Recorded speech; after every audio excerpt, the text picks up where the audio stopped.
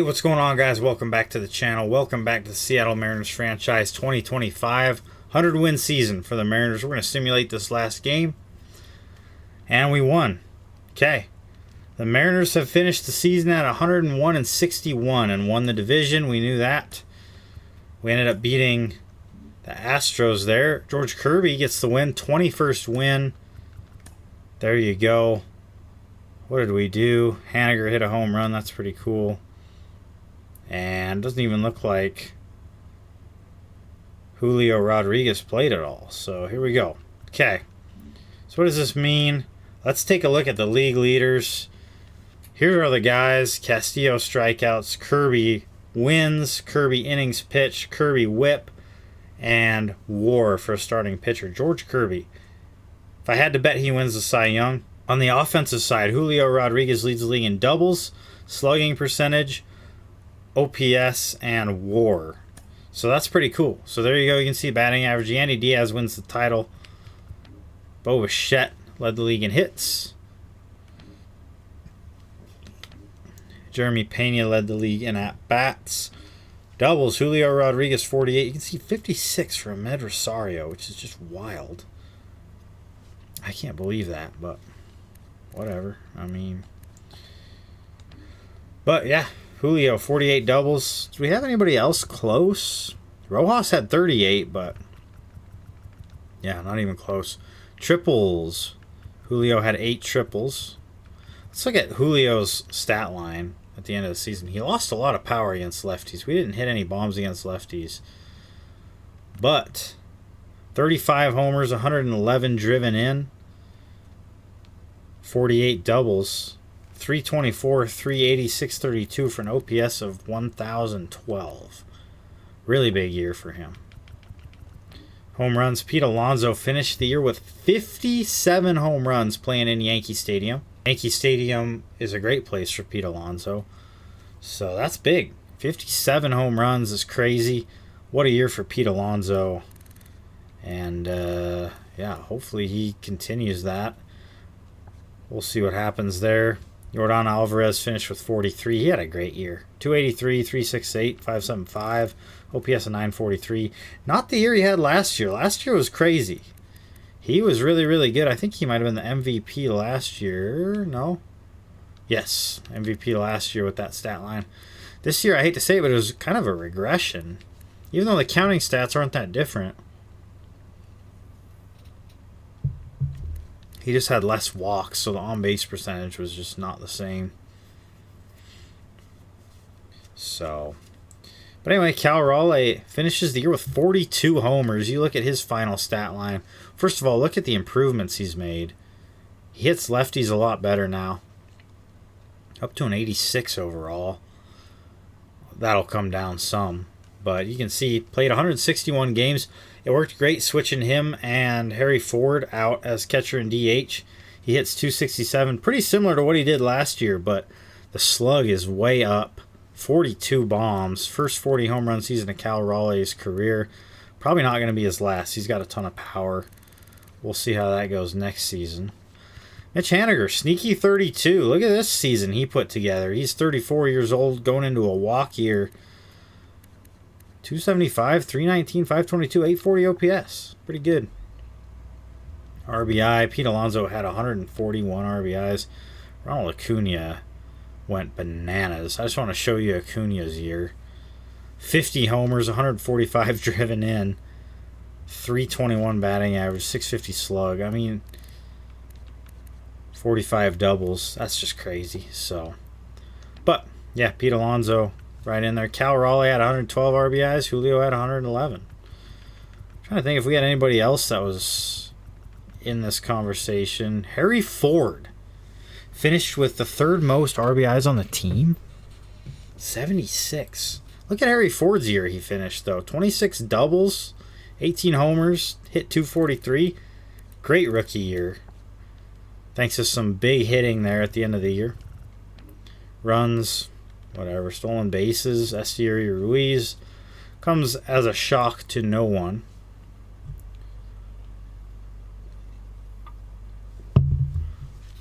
He's really actually become a pretty good player.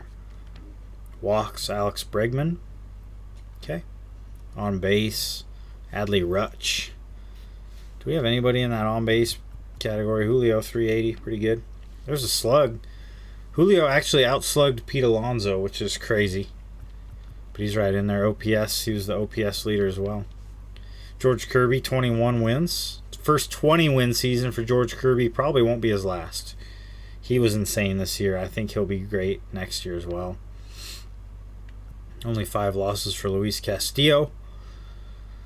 Andres Munoz, 52 saves. Big year for him. Hunter Brown led the league in ERA. George Kirby with a 2.61. Real good. Castillo with a 2.64. I'm worried Hunter Brown wins the Cy Young. 18-6. I don't know. We'll see what happens. Home runs allowed. Cole Reagans. Shutouts. Valdez. Wow. Strikeouts. Luis Castillo, 231. Kirby right behind him. You can see what our pitching staff did this year. And I'm sure not too far down is the rest of these guys. Even Emerson Hancock finishes 18th in the big leagues in strikeouts, 161. So even though he had kind of a rough year in the ERA department, the swing and miss is there. So that's encouraging.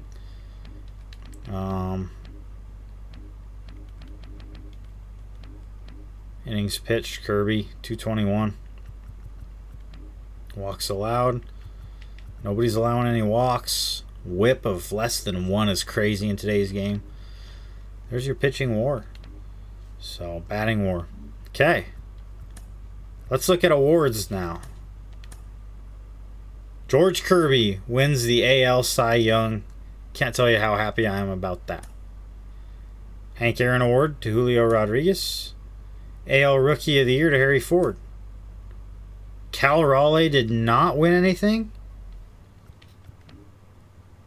There's Kirby there. Diaz, Reliever of the Year. Harry Ford, Rookie of the Year. That's awesome. Julio won the Hank Aaron Award. Gold Gloves. Oh, Cal Raleigh wins the Gold Glove. There we go. How about that?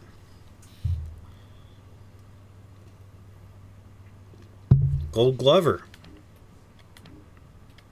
You can see these guys here. Some good pieces. Bobby Witt wins the Gold Glove at short. Surprise to no one. Won it back-to-back years. He's already got 2 Gold Gloves. Why is he doing so bad? We got to get him off the Royals somehow. I don't know how that's going to work. Center Field Series. Okay. Silver Slugger. Cal Raleigh. So this year he's an All-Star, a Gold Glover, and a Silver Slugger. What a year for Cal. He's been the man. Adley Rutschman, another Silver Slugger. No surprise there. He's won 2 already. Nice. Pete Alonso, big one. Add that to his resume there. Gleyber Torres, nice. Royce Lewis. A lot of good third basemen in the AL. Lewis, Paredes, Devers, Gunnar Henderson. That's nice to see. Shout out to Gunnar. Julio Rodriguez wins his 4th straight American League Outfield Silver Slugger. You can see it now. Hank Aaron Award winner. Silver Slugger 4 years in a row. All-Star 4 years in a row. Rookie of the Year as well. So the Hall of Fame resume coming together for Julio. Let's see what the playoff bracket looks like. And let's break it down here. So we do have a bye. We'll play the winner of Tampa Bay and Texas. I think we could legitimately beat either one of those teams. And then on the other side, the Angels made the playoffs. The Houston Astros did not make the playoffs. Oh, man. I'm nervous to face the Angels, man. They've got some pitchers that are kind of tough. And then on the National League side, the Dodgers, the Braves are in there. Cardinals and Pirates. Diamondbacks and Phillies ended up making some big moves. The Cardinals and Pirates will be interesting, but I don't see either of them getting by the Phillies. What is my prediction for the playoffs? I'm taking Texas over Tampa Bay. And I'm going to take the Angels over Minnesota. They were playing so good. And I'm even going to take the Angels over the Orioles. I'm taking us over Texas. I think the Angels probably knock us out. And then in the National League side, I've got the Dodgers over the Braves. I got the Dodgers over the Diamondbacks. Pirates over St. Louis. Phillies over the Pirates. Dodgers over the Phillies. And then be a Dodgers-Angels World Series is what I think. But the Orioles might beat the Angels as well, and they would go on to the World Series. Here we go. We have not had it determined yet. We're going to fast forward. We are playing the Texas Rangers, as I predicted. It's a shocker to no one. We will simulate up until that point. The Angels did beat Minnesota. Oh, the Braves beat the Dodgers, and then the Cardinals beat the Pirates. Okay. So there's your playoff bracket. We will be facing the Texas Rangers, Castillo, Kirby, Gilbert. That is what we're doing to start the playoffs. The Rangers will be tough. One more thing to look at. I do want to run through top prospects real quick and just look at where these guys finished the year. Jackson Holiday, AAA. He should be up at the big league level next year. Just an all-around really good shortstop out of Texas. I mean, he's just a dog. Good plate skills, good hitting. Darryl Heimel, this was a guy that was drafted just 1 year ago. The first draft we did, and the Astros picked him up. He's going to be a dog. Tom Capel, another guy the Rockies picked up that ended up being really good. He's just got a ways to go. Switch hitting second baseman, though, pretty nice. And in Colorado, man, he ain't got to have that much power. So there is that. Our top-ranked guy is Matt Ray. We know we were stoked about him. He was our first draft that we did. Picked him up. He's a 57. He's still a ways out. Max Clark for Detroit is the prospect in front of him. He's almost big league ready. I will say, though, bat probably needs to develop a lot before he really is ready to go. So we'll see what happens there. And then Cole Young, our shortstop. This is a guy that really has a lot going for him. I'm hoping that he continues to develop. I'll give him one more year in the minors. And once J.P. Crawford's contract is up, it's Cole Young time. And we'll see what he does. He kind of reminds me of J.P. Crawford a little bit when you just look at his overall abilities. But I think a little better defensively, a little worse hitter. We'll see what happens there. And then, of course, as we move down, Ty Pete, number 50 prospect. We also really like Ty. It's just going to be interesting to see what ends up happening with him because he still has a little ways to go as well. But he's the guy that I really like because he's only 19. He's just a year or so behind Cole Young. So Cole Young will debut at age 23. Pete could probably play at 22. So we'll see what happens. Mitch Denny's in there. Mitch Denny's good. And Jamie Goslin. I think if we've got one more here at the end. We do not. Okay. So with that being said, I do also want to check in on our player development and kind of run you through that. So we'll go position by position. We'll start with our right fielder, Cedric Rafaela. We acquired him with the vision of putting him in right field next season. I do not think that will be the case. We were hoping he would develop against left-handed pitchers, and instead he developed against righties. As good of a defender as he is, I just think that he has more value being moved, and that's just kind of how that's going to go. Mitch Haniger will not probably be back next season, so that'll be interesting. Julio Rodriguez lost a lot of power against lefties this year. Hit 35 homers, definitely not the season that I thought he was going to have. I was figuring another 40-40 season, but we'll still take it. 35 bombs is good.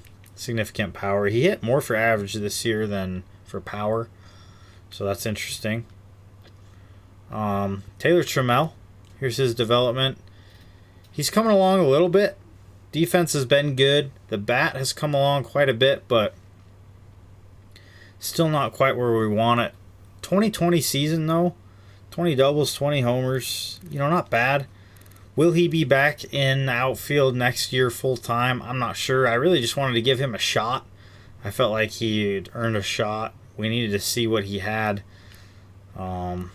He's making $1.2 million over the next couple of years.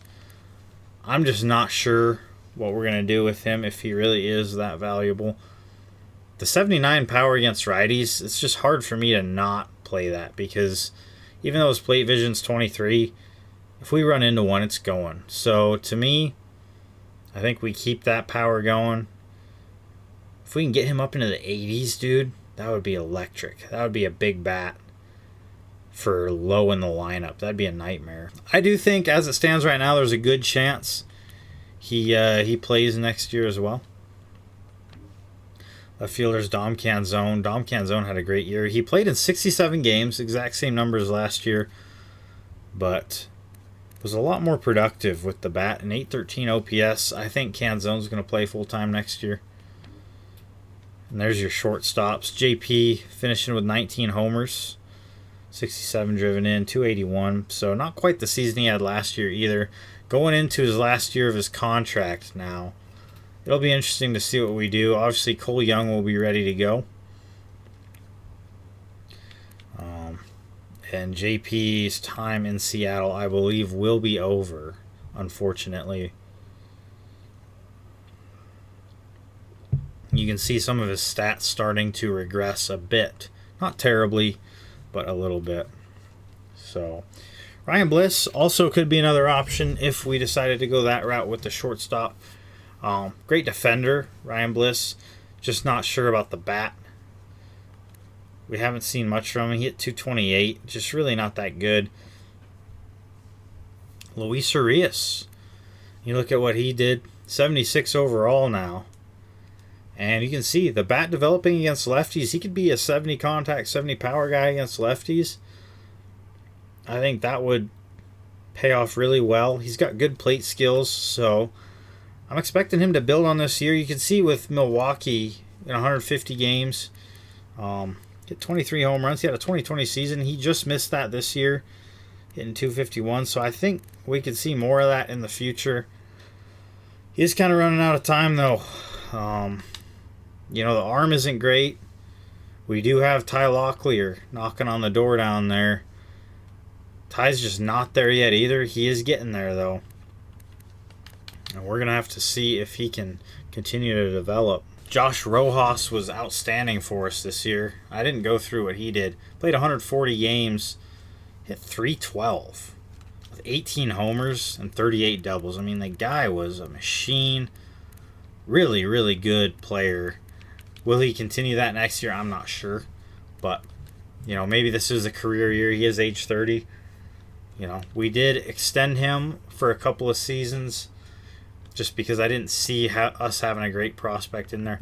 Ted Arnson, 18 years old. Yes, he's got some pop, but he's got a long way to go in a lot of areas.